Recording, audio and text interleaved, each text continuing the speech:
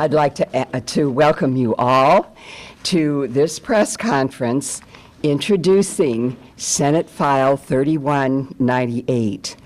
The Senate file author is Senator Sandy Pappas. There is a companion bill in the House that is going to be introduced this afternoon, I believe, and that author is Representative Melissa Hortman. I would like to welcome Senator. Oh, I am Emily Moore, Emily Moore. I'm a member of Divest-Invest Minnesota, which is, we are a group of people concerned about the stability of our pensions with respect to investments in fossil fuels. So I'd like to welcome Senator Pappas. Thank you very much, Emily. I'm Senator Sandy Pappas, President of the Senate, and currently Vice Chair of the Pensions Commission at the legislature. I've been the previous chair of the Pension Commission. So I followed these issues for many years, and I'm also an avid environmentalist. So I started becoming concerned, and I met with some of the stakeholder groups about our investments and asked the State Board of Investment and our staff at the Pension Commission to work with myself and some of the groups you're going to hear from today to ask the State Board of Investment to really look into this issue of fossil fuel investment. And so they're being asked to prepare a report with respect to their management of the assets of public pension and retirement funds on the feasibility of divestment of companies that are involved in the exploration, production, development, transportation, or sale of fossil fuels. And we're asking them to give us that report by next year. But it's something they really should be doing anyway, because they really should be looking at what are safe investments for our pension funds. They have a very good record of making pragmatic investment decisions based on current and projected long-term profitability of publicly traded companies. But seeing an industry that's predicted to become less profitable because of the worldwide campaign to stem CO2 pollution in the atmosphere, this should really be a red flag to us that should prompt important portfolio reexamination. These are environmentally destructive companies that profit from fossil fuels, and they could soon prove to be financially risky for us, thus the request that they do the report. Thank you. Good afternoon. I'm Melissa Hortman, and the companion is in today's introductions. I should have grabbed the number from the House floor before I came over, but we can get that emailed out to folks. The reason why I'm co-authoring the bill in the Minnesota House is it's very important that the State Board of Investment look at the risk for the state's investments. And there's the climate issues, but there's also just prudent investing that militate an examination of how much of the state's money we have invested in fossil fuels. We know, for example, that fracking caused the coal industry to decline in prices. We know there's a glut of oil on the world market. And we know throughout history, the only thing we can predict about natural gas prices is that they are unpredictable. When you add to that the damage that fossil fuels are doing to the planet, and the fact that more than 196 nations have committed to take action to reducing carbon dioxide emissions, it makes it an especially critical time to take a look at the risk faced by Minnesota retirees through our investments in fossil fuel companies. Minnesota retirees depend on the financial strength and security of their pensions. Current employees should be able to depend on that security when they reach retirement age. As an increasing number of Minnesotans realize that potential stranded assets of the fossil fuel industry reserves may jeopardize their financial futures, they deserve peace of mind. And this bill is the first step in ensuring their financial security during retirement. My name is Dagmar Romano. I'm a former state employee. I've worked for the state for 25 years. I'm now retired. I have 3 kids who are wonderful, and I have 4 grandkids who are also wonderful.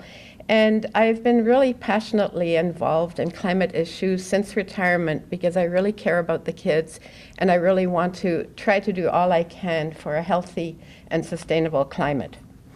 Senate File 3198, calling for a report evaluating the pension investments by the State Board of Investment, is a necessary step in helping us understand how our pension dollars are invested, how solid the fund is moving forward, and also the risks that some of those investments may pose. I'm a single parent, and I depend on my retirement and my Social Security and pension checks. These monthly checks support me. They help my 3 children as they need it, and they go toward helping with college tuition for my grandchildren. Without the pension check, I couldn't stay afloat financially.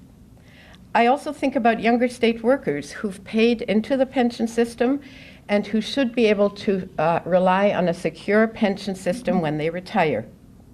Continued fossil fuel investments by the board will be risky for all of us, and even riskier for the younger workers' pensions as climate change becomes more severe. So I worry. I worry because the board has invested $22 billion in the top 200 fossil fuel companies. These are risky investments that can jeopardize the pension dollars that I and other retirees receive. I worry because over the last 5 years, the value of coal stocks has declined by 85%, and the value of oil and gas stocks has declined by 29%. I worry because people in the know, for example, people who wrote the Deloitte report, in February of this year, predicted that 35% of independent oil and gas companies are at, quotes, high risk of bankruptcy in 2016. I worry because the New York pension system, which is the 3rd largest in the country, would have had an additional $5.3 billion to give to its retirees had it divested from fossil fuel companies and put that money into clean energy. I worry because the state board has invested in companies like Rio Tinto and Mitsubishi, Exxon, and Chevron. These are environmentally destructive companies that profit from fossil fuels and are risky for us. I care about the climate future of our planet and feel that it is wrong to profit from companies that are destroying the planet. I want my pension dollars to support companies that care about our planet and that support a more sustainable future.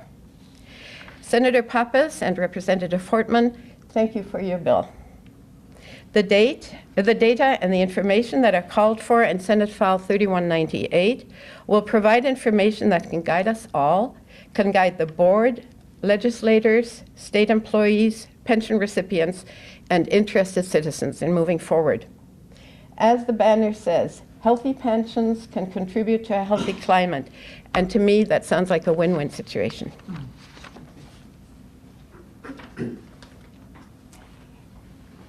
Thank you so much, all of you. In case there are those of you who are taking notes, Dagmar meant to say $2 billion. So it's $2 billion that we've invested in, that our State Board of Investment has in the top 200 companies. So my part right now is that I am here representing Veda Candee, who is a science teacher, a mother, and a grandmother. And in her role as a mother, she is with her daughter at the hospital today, so could not be here. But I also started as a chemistry teacher, and so I so much concur with what she is saying, and I want to go ahead and read her comments. We have a financial and moral obligation to divest our state pension funds from fossil fuels and invest them in renewable energy resources. Therefore, I urge the Minnesota legislature to support Senate File 3198. She goes on to say, I wouldn't want to do anything to jeopardize my pension, but this evaluation should help rather than hurt our bottom line. Also, preliminary S&P 500 index studies show that fossil fuel funds are underperforming and becoming more and more of a risky investment, while carbon-efficient companies are outperforming fossil fuels. This is S&P 500 index funds studies. Veda goes on to write about her job. Most importantly, I believe we have a moral obligation to leave a livable planet for our students and future generations. As a ninth grade science teacher, she says, I use peer-reviewed science to teach students the causes of climate change. Students know that there is unequivocal evidence that Earth's climate has changed, that the current changes cannot be explained using the natural drivers of climate change. In fact, the changes we are seeing can only be explained by the 40% increase in carbon dioxide that has largely occurred due to the burning of fossil fuels. Students also understand that changes here in Minnesota's climate have already caused an increase in extreme weather events, warming our lakes, the spread of Lyme's disease, worse allergy seasons, costly infrastructure damage, higher home insurance costs, and changing ecosystems right within our own state. Students know that the choices we make today will determine how severe changes will be. A business-as-usual scenario that allows carbon dioxide levels to more than double by the end of the century would be catastrophic to our only home, the Earth. Best estimates are that 80% of the fossil fuel reserves that are already established must be left in the ground. This will create a $27 trillion stranded assets deficit, making current investment in fossil fuels extremely unwise. Does that make sense to you? As educated, scientifically literate adults, we cannot continue to support the very companies that will cause our ruin. Our students deserve more from us. Our children and grandchildren and their grandchildren deserve more from us. Please join me, Veda says, and I concur, in supporting SF 3198. Thank you.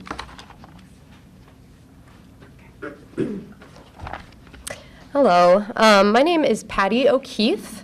I am the Fossil Fuel Divestment Coordinator with Minnesota 350, an organization working to build a climate movement in Minnesota.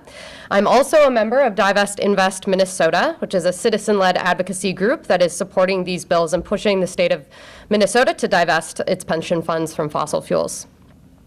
Divest-Invest Minnesota is a movement of public employees, retirees, employees of state agencies, teachers, and ordinary citizens who are concerned about climate change and concerned about the stability of our pension funds. We are proud to be working with Senator Pappas and Representative Hortman and many other legislators to introduce bills that direct the State Board of Investment to submit a report evaluating their investments in fossil fuels and what impact that has on the financial health of our pension funds. This bill is a very sensible and pragmatic step. It's not only sensible and pragmatic, but it's timely and justified.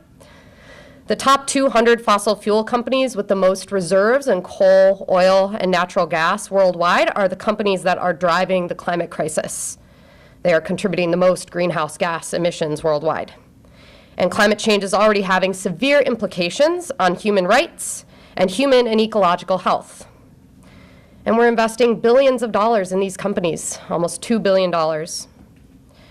So for these reasons, we feel it is clearly unethical to be invested in these companies, and by being invested in them, we're profiting off of them. We feel that is unethical. In addition to this, fossil fuels are no longer a financially stable investment because of the declining profitability of the industry, cost competitiveness of renewables, and increasing global commitments to reduce greenhouse gas emissions. That is why it's so important that we study these current and future risks. We cannot be negligent or reckless with decisions that impact Minnesotans' finances after retirement when they need it the most. This study is a good long-term strategy. The public employees that Divest-Invest Minnesota works with depend on their pensions. They depend on them, and that's why they think that this legislation is worthwhile, and that's why they think divestment is a good idea. With these bills, we're asking that the Minnesota State Board of State Board of Investment do their due diligence to ensure that our pensions are protected in a carbon-constrained future. We hope that legislators will support our hardworking public employees and support our planet, and also lend their support to this legislation. Thank you. Does anybody have any questions? I wanted to clarify that number you guys were talking, was that $2 billion, is that the amount that our SBI has invested in the top? In the top 200 fossil fuel companies. Okay. Say that in the mic.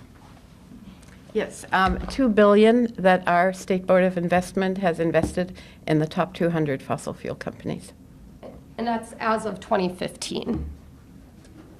And California has started with divestment of coal. I'm curious, when we're talking about fossil fuels for the purposes of this legislation, are we talking about oil, gas, and, how do you work that out? All fossil fuels right now are proving to be a very risky investment. Right now, you're seeing under the Clean Power Plan, even though there's a temporary stay, widely expected to go into effect. The question is not whether, it's when and how. But the same profound changes will be coming in the transportation market. And right now, we're totally dependent on petroleum in our U.S. transportation market. But as we see a move towards electrification and a shift towards self-driving cars, that's not a very stable investment either. And as I said before about natural gas, the only thing we know for sure about natural gas is nobody can predict the future price. So I think what we're asking for is just an intelligent review of all of the fossil fuel investments for the risk. More? Same? Sure. I'll just add that the California funds, CalPERS and CalSTRS, are the largest funds in the country, the largest pension funds in the country. And they are starting with coal and tar sands or oil sands divestment, I believe. And I think they went with those just because they saw the largest declining profitability in those areas. But I think there are advocates that are still pushing for them to divest from other oil companies and from natural gas as well. And in yesterday's New York Times reported that the Rockefeller Foundation will be divesting completely from, I believe, all oil. And I'm not sure if it was fossil fuels, but whatever the Sunday New York Times said about the Rockefeller Foundation, I think would be worth looking at. I'm curious, where do you think this ends, because we invest in other industries that could be seen as controversial, like firearms and invest in foreign steel companies. So how do you anticipate taking this further with other industries down the line? Well, this group is focusing on fossil fuels, but I think it's always prudent for any investment manager to be looking at both profitability for the pension fund and what future risks might be. So this is something I really feel that the State Board of Investment should be doing, whether we do this bill or not. And I'm actually confident that they are going to be looking at it. Certainly coal, we don't invest so much in coal, but at the others, as the years go by, it may seem profitable for a while, but you have to look into the future. Right. All right, thanks All right, everybody. thanks. Thank you very much. Good job. Thank you.